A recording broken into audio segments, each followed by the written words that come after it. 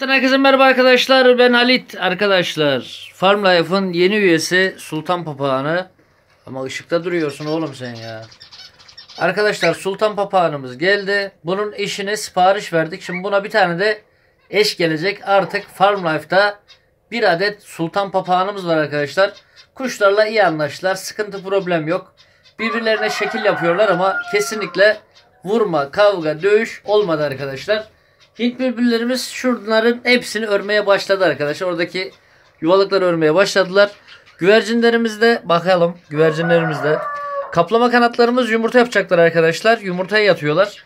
Üst katta zaten yumurtamız vardı biliyorsunuz. Alt katta yumurtamız vardı. Şu köşedeki kuşumuzda bir tane yumurta vardı. Ve salmonella'dan kurtardığımız, ulan ellerim gene mi pis lan benim? Evet, ellerim gene pis. Arkadaşlar, şuradaki beyaz salmonella'dan kurtardığımız erkek süt beyazdı. Onun için yorumlar gelmişti arkadaşlar. Denmişti ki salmonella'dan çıkan bu kuş bacağı sakat olduğundan dolayı eşleşme yapamaz demiştiniz arkadaşlar. Ama şunu da söylemiştim ben. Her hayvana bir şans verin arkadaşlar. Yani hayvanın kurumaya girdiği zaman direkt kafasını koparıp atın. Yani öyle söylüyorsunuz değil mi? Öyle öğretiyorlar. Hayvan kurumaya geldi artık, ondan bir şey olmaz. Eş olmaz. Yavru yapmaz. İşte eş tutmaz. Bakılmaz. Yaşamaz. Arkadaşlar, bunlar yani böyle şeyleri yapmayın arkadaşlar. Çok kötü konuşacaktım ama geri gitti laf. Arkadaşlar bakın, o beyaz kuş salmonella, kuruma hepsi vardı o hayvanda. Kılıç, hani kılıç vurdu diyorsunuz ya, güvercin elini aldığınız zaman altında kılıç kemiği var. Bu ele geliyor. Artık bu kuştan hiçbir şey olmaz yani. Hiçbir şey olmaz diyorsunuz. Bunu yok edin. Dışarıda bırakıyorsunuz hatta. Yani kafasını koparmayanlar da dışarıda bırakıyorlar arkadaşlar. Güvercinimize tedavisini uyguladık. 2 ayda kendine geldi. Ve yan tarafta yumurtaya yatmış olan dişi beyazın eşi arkadaşlar. Onlar eşleştiler. Bir ayağı da salmonella'dan dolayı topal kaldı arkadaşlar. Topal kaldı ve ona rağmen eşleşebildiler. İnşallah yumurtası dolu çıkacaktır arkadaşlar. Eşleşme düzgün olduysa yumurta dolu çıkacaktır. Ve artık yavru büyütecektir arkadaşlar. Sizler de unutmayın. Kuşunuz kılıç vurmuşsa kuşa, kuruma vurmuşsa, salmonella olmuşsa, herhangi bir hastalık nefes alıyorsa o kuşta iş bitmemiştir arkadaşlar. Güvercinin altında bir kılıç kemiği var arkadaşlar. Bütün güvercinlerde bu var. Yani bu göğüs kafesinden aşağı uzanan bir kılıç kemiğidir bu. Güvercin zayıfladığı zaman bu kılıç kemiği daha belirgin olur. Yani kuşunuza gelip de kılıç girmiyor. Yani içerisine bir kılıç, demirden bir şey sokmuyorlar arkadaşlar. Kuşunuz zayıfladığı için bu kılıç kemiği belirgin olur. Budur yani.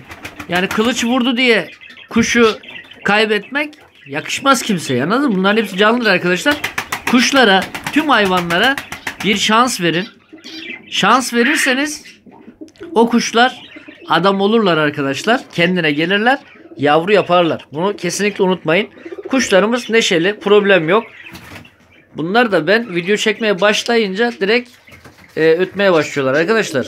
Şuraya bir tahta daha yaptık. Şuraya bir tünek daha koydum ben arkadaşlar.